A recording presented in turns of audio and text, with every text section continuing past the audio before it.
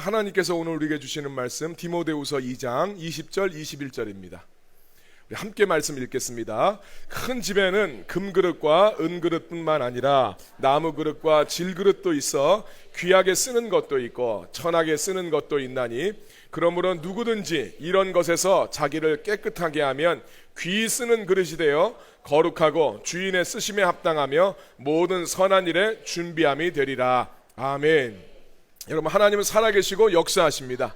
하나님은 지금 이 자리에 우리와 함께 하시고 우리에게 복 주시기를 원하십니다.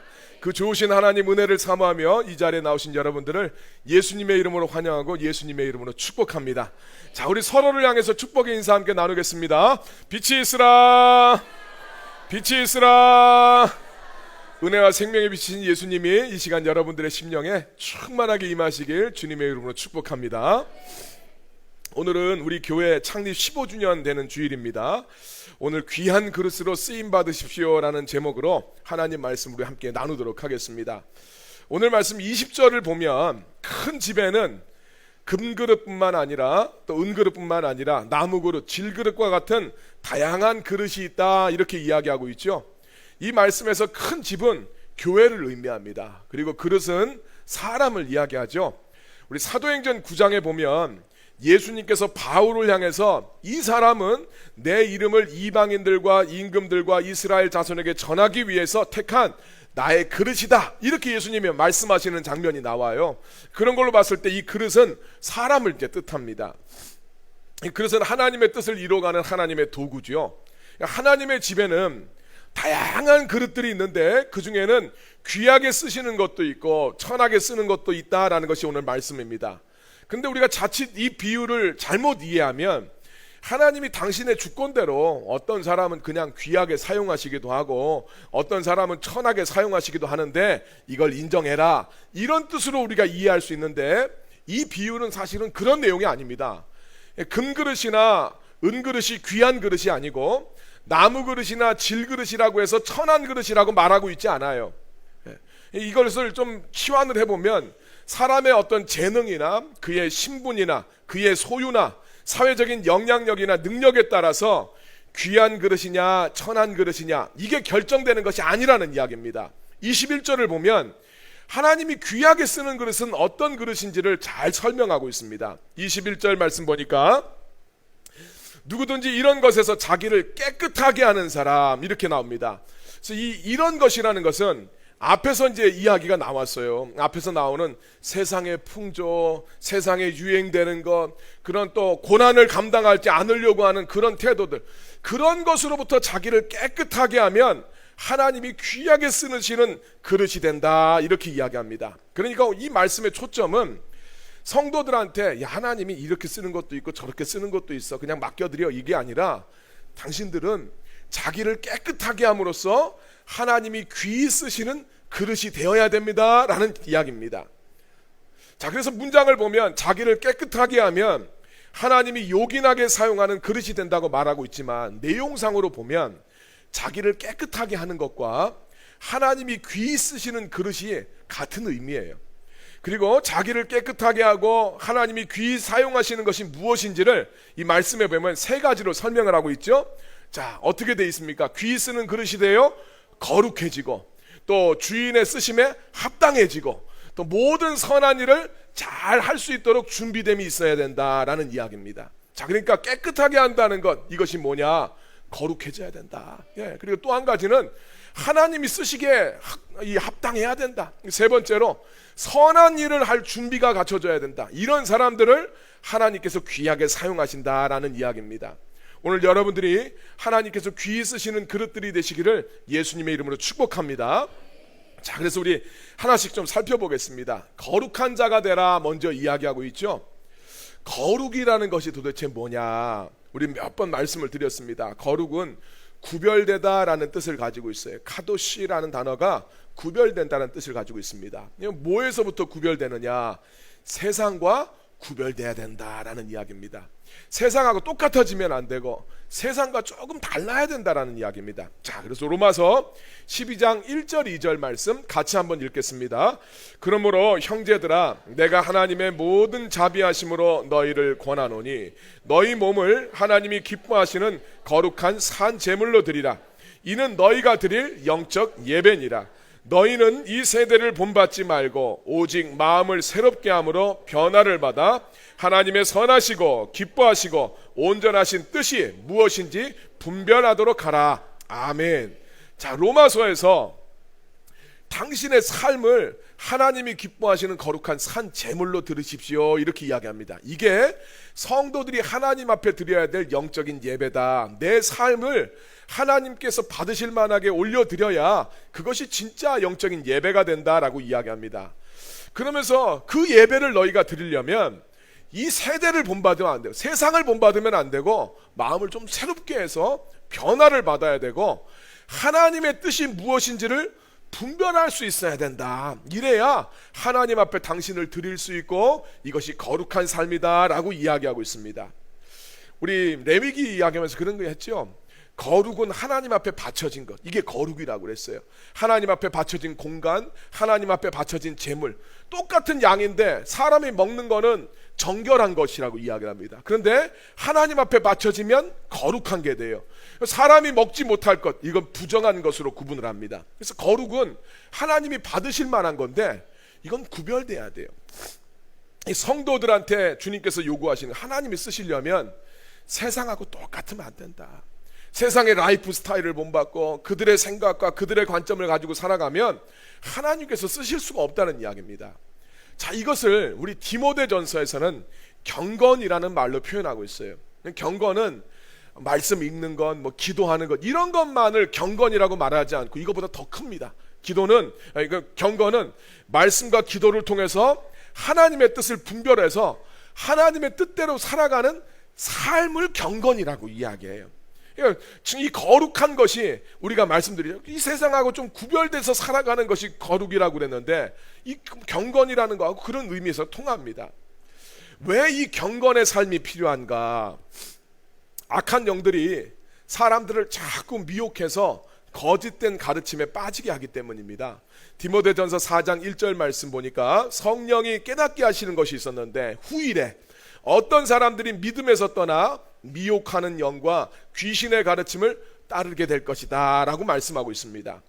그러니까 하나님의 뜻을 따르지 않고 세상적이고 인간적인 생각을 따르는 배후에는 악한 영의 역사가 있다라는 거예요.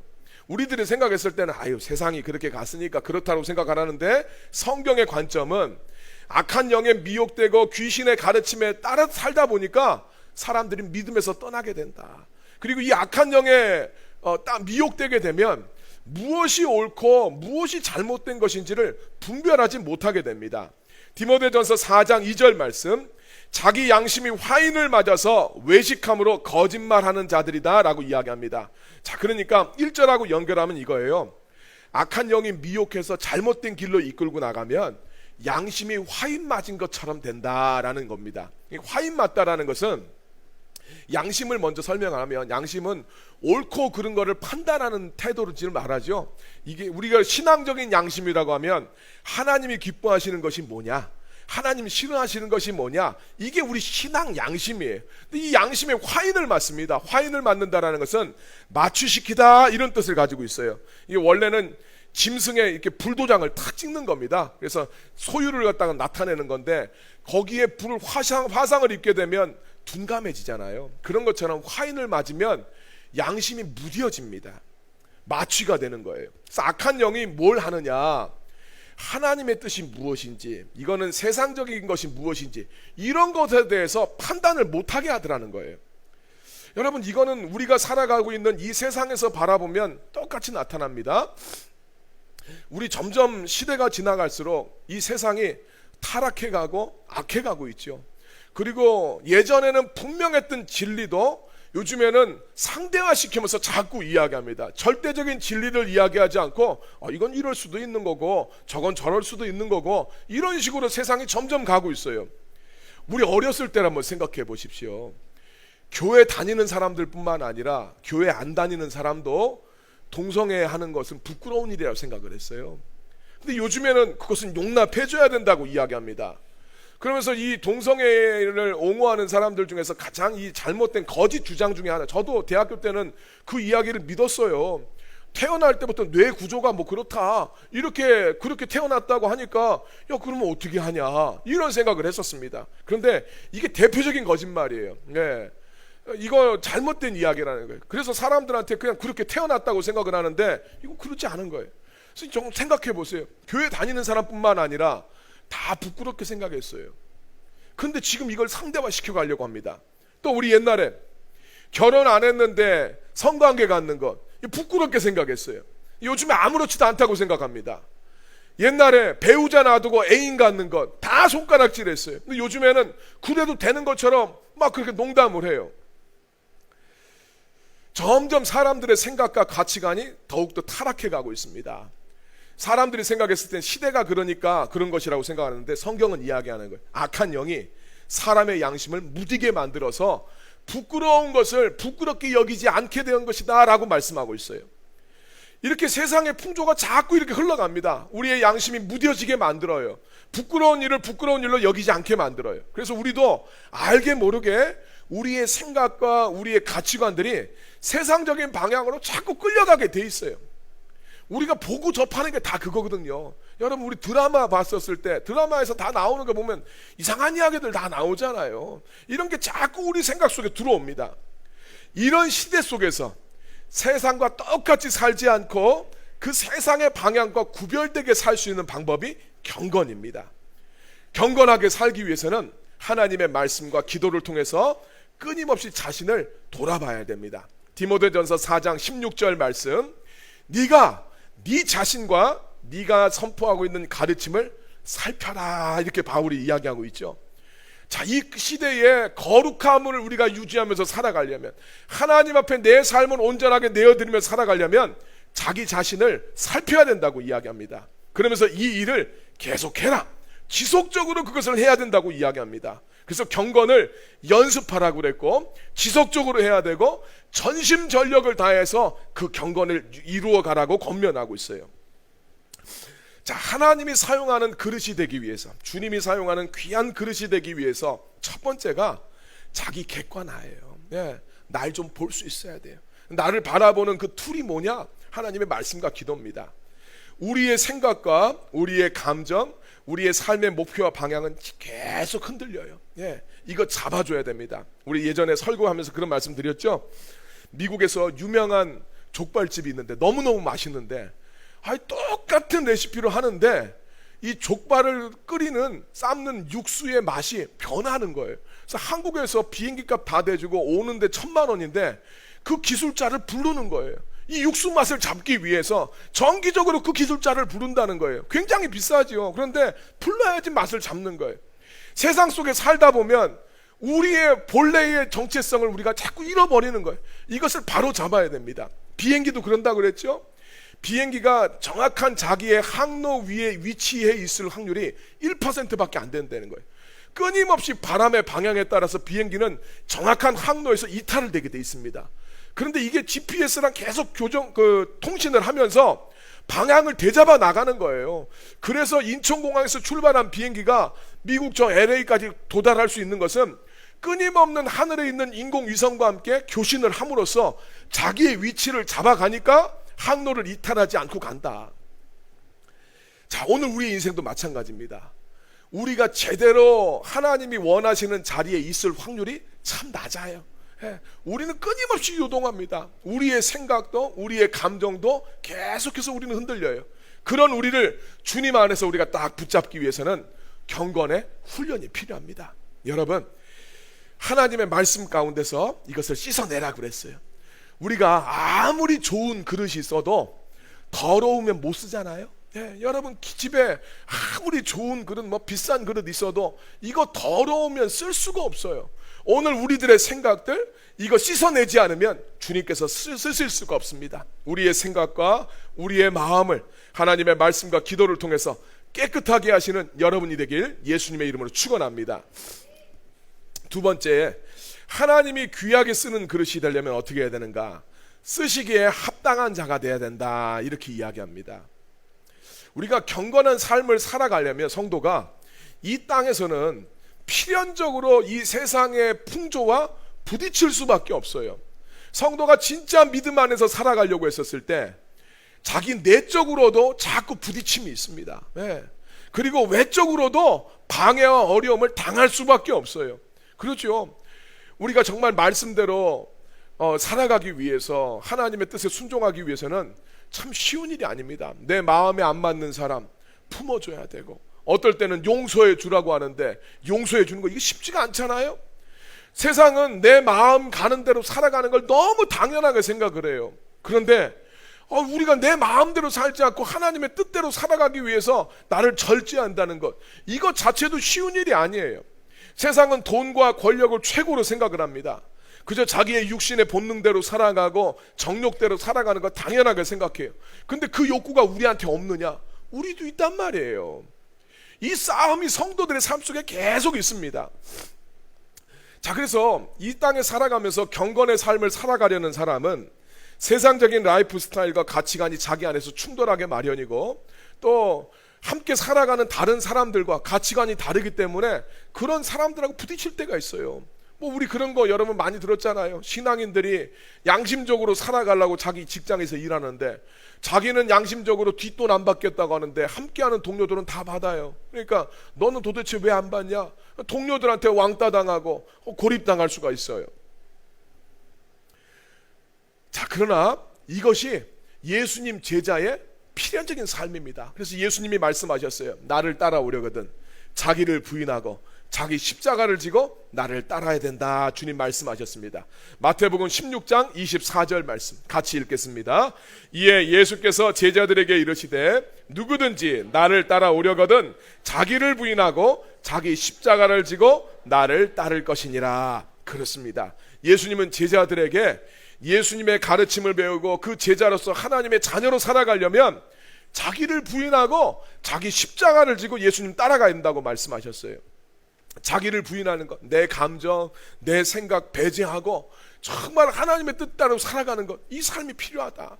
내 자아가 시퍼렇게 살아있으면 주님이 사용하기가 쉽지가 않아요. 그렇죠. 내 생각, 내 관점 막 살아있으면 왜 그렇게 해야 되는데, 왜 하나님 그렇게 해야 되는지 이해가 안 됩니다. 내 인생의 핸들을 주님 앞에 완전히 넘겨드려야 됩니다. 그래야 주님 원하시는 대로 사용할 수 있어요. 이게 자기 부인이에요.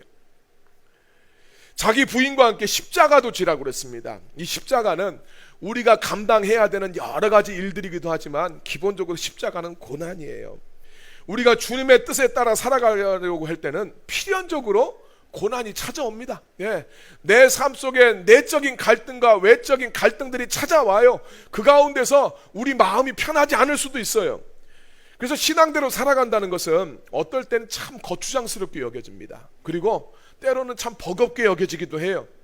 어떨 때에는 너무나 힘들어서 그냥 던져버리고 싶은 생각이 참 들 때가 있습니다. 하지만 하나님의 자녀, 예수님의 제자로 살아가려면 자기 부인과 이 십자가는 필수적일 수밖에 없습니다. 자, 디모데후서 2장 3절 4절 말씀 우리 같이 읽겠습니다. 너는 그리스도 예수의 좋은 병사로 나와 함께 고난을 받으라. 병사로 복무하는 자는 자기 생활에 얽매이는 자가 하나도 없나니 이는 병사로 모집한 자를 기쁘게 하려 함이라. 아멘. 바울은 디모데한테 자기와 함께 그리스도 예수의 좋은 병사가 되어서 우리 고난을 함께 잘 감당하자, 이렇게 이야기하고 있어요. 그러면서 이제 이 병사, 로마 병사의 예를 통해서 이야기합니다. 병사는, 이 로마군의 병사들은 자기 하고 싶은 대로 하는 사람이 아니죠. 군인은 지휘관의 명령에 철저하게 복종하는 자가 이 군인들입니다. 우리 인생의 지휘관 되시는 예수님의 명령 따라서 주님이 전진하라면 전진하고, 싸우라 그러면 싸우고, 진죄를 구축하라 그러면 진죄를 구축하고, 도로를 내라 그러면 도로를 내고, 정찰하라 그러면 정찰을 하면서 우리는 그 명령에 순종할 뿐이에요. 좋은 병사, 순종하는 병사가 되어야 하나님이 쓰시기에 합당한 그릇이 될 줄로 믿습니다. 디모데후서 2장 5절 말씀 같이 읽겠습니다. 경계하는 자가 법대로 경계하지 아니하면 승리자의 관을 얻지 못할 것이며, 경계하는 사람은 경기의 법칙, 게임의 법칙을 잘 지켜야 승리자의 관을 얻게 된다 이야기합니다. 경계하는 법, 예수 그리스도의 제자의 삶의 방식이 무엇입니까? 자기 부인하고 자기 십자가를 지고 예수님을 따라가는 거예요. 이것을 제자도라고 이야기해요. 제자도. 나를 부인하고 나한테 주어져 있는 십자가 메고 예수님 따라가는 것. 이 제자도를 갖춘 사람을 주님께서 사용하십니다. 이것이 갖춰져 있지 않으면, 나를 부인하고 주님께서 나에게 맡겨주시는 것을 내가 감당하려는 이런 태도가 없으면 주님이 사용하실 수가 없어요. 오늘 여러분들에게 예수님 제자로서 제자가 가져야 되는 이 마음들, 영적인 소양들 갖게 되기를 예수님의 이름으로 축원합니다. 세 번째로, 하나님이 귀히 쓰시는 그릇이 되기 위해서 선한 일을 행할 준비를 해야 됩니다. 성경에서 말하는 선한 일은 단지 무슨 선행하는 것 이런 차원이 아닙니다. 선한 일은 하나님이 인간을 창조하신 그 목적에 따라 살아가는 것을 선한 일이라고 이야기해요. 하나님은 인간을 창조하실 때 하나님을 섬기고 하나님을 예배하고 다른 영혼들을 섬기고 사랑하는 존재로 사람을 창조하셨어요. 이렇게 하나님의 창조하신 목적과 뜻에 따라 살아가는 것이 선한 일이에요. 디모데후서에서는 이 선한 일을 잘 행한 사람이 언급되고 있습니다. 그가 바로 오네시보르라는 사람이에요. 자, 우리 오네시보르에 대한 이야기, 디모데후서 1장 15절에서 18절 말씀 같이 한번 읽겠습니다. 아시아에 있는 모든 사람이 나를 버린 이 일을 내가 아나니 그 중에는 부겔로와 허모게네도 있느니라. 원하건대 주께서 오네시보로의 집에 긍휼을 베푸시옵소서. 그가 나를 자주 격려해 주고 내가 사슬에 매인 것을 부끄러워하지 아니하고 로마에 있을 때에 나를 부지런히 찾아와 만났습니다. 원하건대 주께서 그로 하여금 그 날에 주의 긍휼을 입게 하여 주옵소서. 또 그가 에베소에서 많이 봉사한 것을 내가 잘 아느니라. 아멘. 자, 이 바울이 지금 이 디모데한테 이 편지를 썼었을 때 지금 이 교회가 굉장히 어려움을 겪고 있었습니다. 자, 이 어려움을 겪게 된 것은 박해 때문이에요. 네로 황제 시대 때 로마에 엄청난 화재가 났습니다. 네로 황제가 이거를 기독교인 탓으로 이제 이걸 돌리려고 하는 거죠. 분노한 시민들의 분노를 기독교한테 이제 전가를 시킵니다. 마치 우리 저 일제 강점기 때 일본의 관동 대지진이 일어났을 때 민심이 막 흉흉해지니까 일본 정부가 이 조선놈들이 우물에 독약을 풀었다, 조선놈들이 지금 폭동을 일으켰다, 조선놈들이 화재를 일으켰다, 이렇게 막 여론을 조작을 해서 닥치는 대로 그냥 조선 사람들 만나면 죽였다고 하잖아요. 죽창으로 막 찔러 죽이고. 그래서 6,000명 이상이 그날 막 죽게 됩니다. 꼭 그런 케이스예요. 자, 그래서 네로가 로마에 화재가 났는데 이걸 기독교인들이 조장을 했다라고 그렇게 이야기를 합니다. 그래서 이때 많은 기독교인들이 붙잡혀서 순교를 당하게 되는데 이때 바울과 베드로도 붙잡혀서 순교를 당하게 됩니다. 바울이 이렇게 체포가 돼서 사형 선고가 내려지게 되니까 많은 그리스도인들도 자기들도 박해를 받을까 봐 두려워하면서 교회를 떠나가는 사람들이 많았어요. 디모데후서 1장 15절 말씀에 보면 이때 아시아 속주에 있는 교회들이 큰 타격을 받게 됩니다. 정말 뭐 다 떠나갔겠어요? 그런데 많은 사람들이 이탈을 한 거예요. 그래서 그때 보면 부겔로와 허모게네와 같은 교회에 꽤나 이제 어떤 중심적인 사람들이었던 것 같아요. 이런 사람들도 교회를 떠나게 됩니다. 그런데 16절부터 등장하는 오네시보로는 그렇게 살지 않았어요. 교회가 이렇게 위기 가운데 있었을 때 바울을 찾아서 자꾸 격려를 해줍니다. 바울한테 자주 격려를 해주었을 뿐만 아니라 바울이 지금 감옥에 갇힌 것을 부끄러워하지 않았어요. 부끄러워하지 않는다는 것은 위축되지 않았다는 이야기입니다.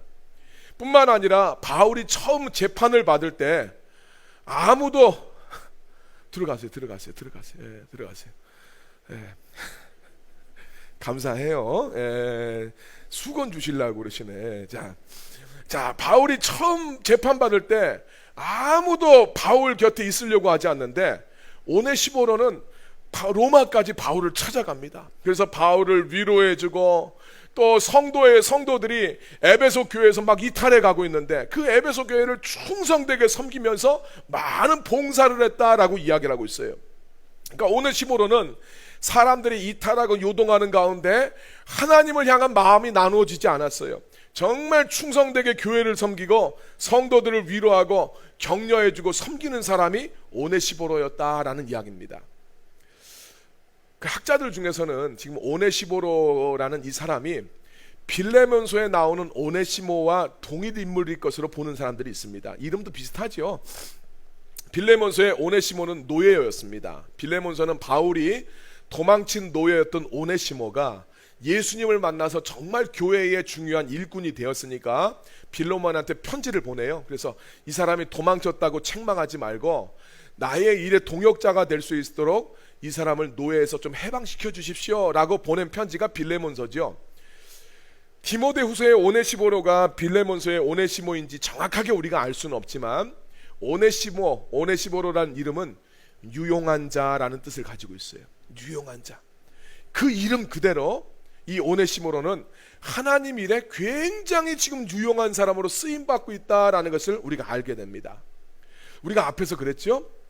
금그릇, 은그릇, 나무그릇, 질그릇 이 비유를 통해서 사람의 재능이나 신분이나 그의 소유나 사회적인 영향력이나 능력에 따라서 귀한 그릇이냐 천한 그릇이냐 이게 결정되는 것이 아니라 오직 자기를 깨끗하게 해서 이 세상의 것들을 벗어내고 정말 하나님께서 합당하게 쓰시고 위해서 자기가 준비하고 선한 일을 할 준비가 갖춰진 자가 귀한 그릇으로 쓰임받는다고 했는데 정말 하나님은 위태로운 상황 속에서 오네시보로를 유용하게 사용하고 계셨어요. 하나님이 사용하는 인생, 하나님이 사람을 창조하신 모습대로 쓰임받는 것이 귀한 그릇으로 쓰임받는 것이라는 것을 여러분 믿으시길 바랍니다. 우리 교회가 창립된 지 15년 시간이 지났는데 지금까지 우리 교회가 성장해 올 수 있었던 것은 오네시보로와 같은 성도들이 곳곳에서 섬겨주고 계셨기 때문입니다. 곳곳에서 묵묵하게 하나님의 귀한 그릇으로 쓰임받는 성도들 덕분에 교회는 유지될 수 있고 교회는 성장해 갈 수 있고 교회가 주님 맡기신 사명을 감당할 수 있습니다. 여러분들은 큰 교회가 어떤 교회가 큰 교회라고 생각을 하십니까? 우리는 흔히 사람들이 많이 모이면 큰 교회라고 생각을 합니다. 그러나 여러분, 인간의 본질은 선하지가 않잖아요. 인간이 뭔가를 할 수 있지가 않아요. 그래서 성경적으로 보면 인간 자체는 무능하고 악한 죄인에 불과해요. 무능하고 악한 죄인들이 아무리 많아봐야 그 교회가 결코 큰 교회가 될 수 없습니다.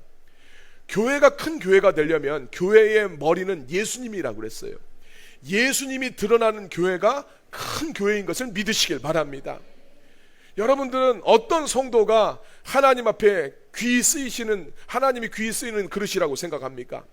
우리가 말씀 가운데 나눴던 것처럼 학식이 많고 돈이 많고 사회적인 영향력 있는 자가 하나님이 귀 쓰는 그릇이 아니라 하나님 앞에 쓰임받는 사람들, 자기를 정결케 함으로써 하나님께 합당하게 쓰임받고 하나님의 선한 일을 위해서 사용되는 이 사람들, 이들이 하나님이 쓰시는 귀한 그릇이라고 이야기하고 있습니다. 그래서 하나님 앞에 쓰임받는 그릇이 많은 교회, 그 교회가 진짜 큰 교회인 것을 여러분 기억하시길 바랍니다.